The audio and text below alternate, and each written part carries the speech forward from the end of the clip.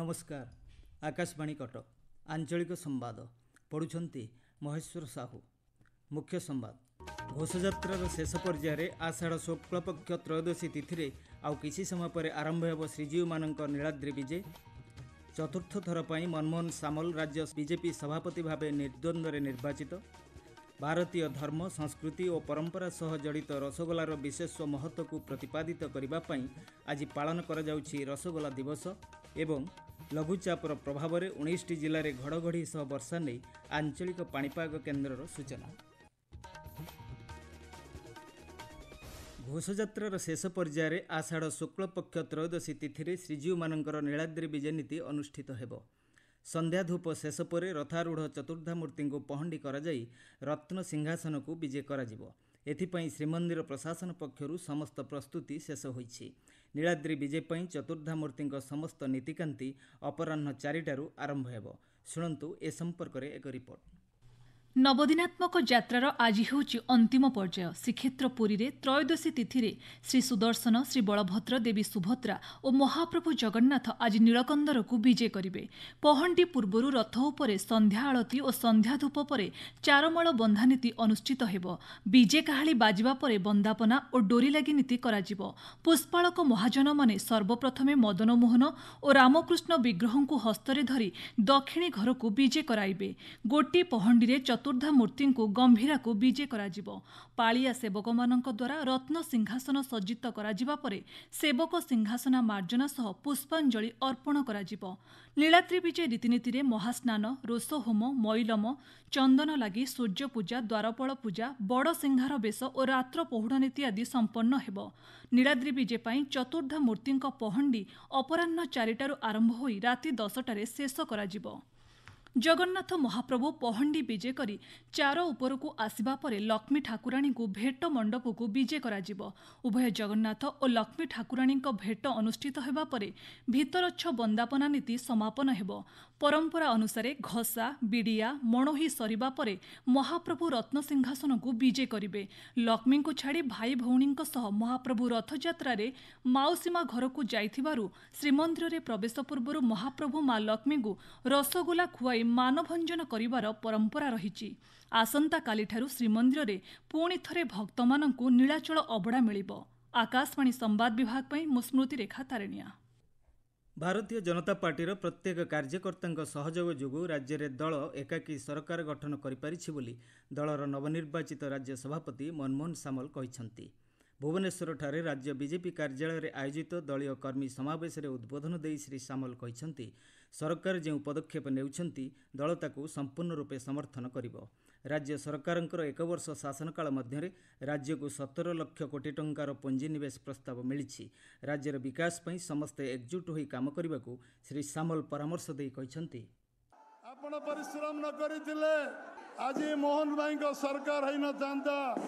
आज आम 17 लाख कोटी टंकार इन्वेस्टमेंट आनी न था पारि न थांते। आपण माने कठिन परिश्रम कले ओडिशार चित्र बदलुछ। जो दाबी करछु 2036 रे समृद्ध ओडिशा हब, विकसित ओडिशा हब, 2047 रे विकसित भारत हब। सबुठ बेसिक कम्प्लीमेंट सप्लीमेंट करिवो से होउछ ओडिशा। चतुर्थ थर पर विधिबद्ध भाव मनमोहन सामल राज्य बीजेपी सभापति भाव निर्वाचित होइथिबा केंद्रीय निर्वाचन पर्यवेक्षक संजय जयसवाल घोषणा करथिले। मुख्यमंत्री मोहन चरण माझी, केंद्रीय पर्यवेक्षक एवं दलर वरिष्ठ नेतांक उपस्थिति रे गतकाली श्री सामल दलर राज्य सभापति पद पर एकक प्रार्थी भाव नामांकन पत्र दाखल करथिले। नामांकन पत्र जांच पर आनुष्ठानिक भाव श्री सामल को दलर सभापति भाव निर्वाचित करा जायछि। मनमोहन सामल पूर्वर 1999, 2001 एवं 2023 मसीह दलर राज्य सभापति भाव दायित्व तुलाइथिले। एसहित नवनिर्वाचित 32 जन राष्ट्रीय परिषद सदस्यों नाम घोषणा करा जायछि। ड्राइवर महासंघर आह्वान क्रमे घरोई गाड़ी चालक माने आजिठारु राज्यव्यापी आंदोलन आरंभ करिसेंती। 7 दफा दाबी नहीं ड्राइवर माने आंदोलन चलाइथिबारु साधारण परिवहन सेवा बाधाप्राप्त होइछि। गाड़ी चालक मानक धर्मघट को राज्य घरोई बस मालिक संघ और ट्रक मालिक संघ मध्य समर्थन जणाइछंती। ड्राइवर महासंघर अभियोग अनुसार सेमानंकर विभिन्न समस्या नहीं सरकार को बारंबार अवगत कराजिबा परे मध्य कौनसी सुफल न मिलिबारु आंदोलन आरंभ करिसेंति। जरूरीकालीन सेवा व्यतीत अन्य कौनसी जानवाहन चलाचल करुनथिबारु यात्री माने असुविधार सम्मुखीन हेउछंति। अन्यपक्षे आज संघर कर्मकर्तांक सह आलोचना कराଯାଇ समाधानर रास्ता बाहर कराजिबो बोली परिवहन मंत्री विभूति जेना सूचना दैछंति। आपण माने संवाद शुणुछंति आकाशवाणी कटक केन्द्रରୁ। भारतीय धर्म संस्कृति और परंपरा सहित रसगोलार विशेष महत्व रही। ओडिशार मिष्टान्नगुड़िक मध्य रसगोला गुरुत्व वहन करिथाए।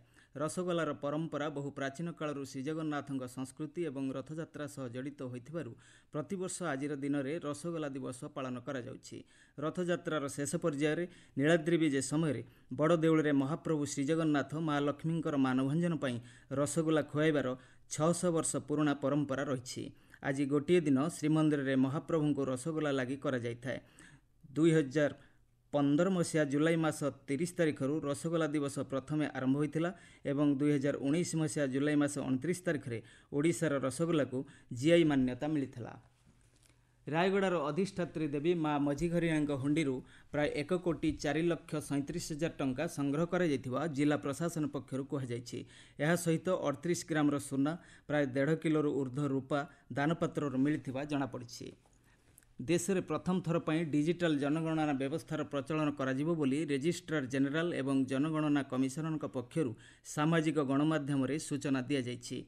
सूचना अनुसार आगामी 2027 जनगणना कार्य को सुव्यवस्थित करने लक्ष्य नहीं एक वेब पोर्टाल आरंभ हेबो। यह सह इंग्राजी हिंदी और अन्य आंचलिक भाषा विभिन्न तथ्य संग्रह पर मोबाइल आप्र व्यवहार कराजिबो। सूचना अनुसार आगामी जनगणना गत मासरे विधिबद्ध भाव विज्ञप्ति प्रकाश पाइछि। ढेंकानाल जिला ओडापड़ा ब्लॉकर मंगलपुर सरकारी उच्च विद्यालय सुवर्ण जयंती उत्सव पालित होइछि। ढेंकानाल सांसद रुद्रनारायण पाणी उत्सव को उद्घाटन करने अवसर में उद्बोधन देई कहिथिले जातीय शिक्षा नीति को राज्य सरकार लागू कर सारिछंती। एथिरे छात्र छात्री उन्नति पई विभिन्न गठनमूलक पदक्षेप निया जाइछि। जातीय शिक्षा नीति छात्र छात्री मानक क्यारियर सह व्यक्तित्व विकास रे सहायक हेबो। अध्यापना और अध्ययन रे शिक्षा नीति को अनुकरण करने पई सांसद श्री पाणी शिक्षक शिक्षयित्री और छात्र छात्री को परामर्श देइथिले। एही अवसर में विद्यालयर सुवर्ण जयंती स्मरणिका उन्मोचित होइथिला। नुआपड़ा जिला खड़ियाल स्वयं शासित महाविद्यालय वन महोत्सव सप्ताह पालित हो जाइछि। महाविद्यालय अध्यक्ष प्रशांत कुमार पंडा तत्वावधान में आयोजित चारारोपण कार्यक्रम में छात्र छात्री माने जोगदे विभिन्न चारारोपण करथिले। एहा सह एकक व्यवहृत प्लास्टिक वर्जन एवं तमाखु वर्जन उपरे एक सचेतनता कार्यक्रम अनुष्ठित हो जाइछि। पाणीपाग गांगे और पश्चिमबंग एवं पार्श्ववर्ती अंचल में सृष्ट लघुचापर प्रभाव में राज्यर विभिन्न स्थान में वर्षा लगी रही। भुवनेश्वर आंचलिक पाणीपाग विज्ञान केन्द्र सूचना अनुसार आसंता 24 घंटा मध्य 19टी जिले में घड़घड़ी सह प्रबल वर्षा होबार संभावना रही। महानदीर उपरमुंड में प्रबल वर्षा जो हीराकुद जलभंडारू अधिक परिमाण में जल प्रवेश करुथिबारु जलस्तर वृद्धि पाइछि। मध्याह्न 12टा सुधा प्रति सेकेंड्रे जलभंडार को 2,29,175 घनफुट जल प्रवेश करुछि। एही समय मध्य 20टी गेट दे 3,31,247 घनफुट जल महानदी को निष्कासित होइछि। नदीबंध कर्तृपक्षों सूचना अनुसार आज कटक मंडली ठारे चलित वर्षर प्रथम बन्या जल प्रवेश करिछि। सकाळ 9टा सुधा मंडली ठारे 1,04,000 घनफुट जल छड़ा जाइछि। संध्या सुधा 4,50,000 घनफुट जल पहुंचबो बोली जल संपद विभाग पक्षरु अनुमान करा जाइछि। संवाद शेष पूर्व मुख्य संवाद पुणी थरे। घोषयात्रार शेष पर्यायर आषाढ़ शुक्लपक्ष त्रयोदशी तिथि रे आउ किछि समय पर आरंभ हेब श्रीजीव मानक नीलाद्रि विजय। चतुर्थ थर पई मनमोहन सामल राज्य बीजेपी सभापति भावे निर्द्वंद्व निर्वाचित। भारतीय धर्म संस्कृति और परंपरा सह जड़ित रसगोलार विशेष महत्व को प्रतिपादित करने पई आज पालन करा जाउछि रसगोला दिवस। एवं लघुचापर प्रभाव में 19टी जिले में घड़घड़ी सह प्रबल वर्षा नहीं आंचलिक पाणीपाग केन्द्र सूचना। वर्तमान पई आंचलिक संवाद एतिकी शेष है। आपण माने परवर्ती आंचलिक संवाद शुणिपारे संध्या 6:45 अधिक संवाद पई आपण माने newsonair.gov.in वेबसाइट एवं न्यूज ऑन एयर ऐप रे लॉगिन करि परिबे।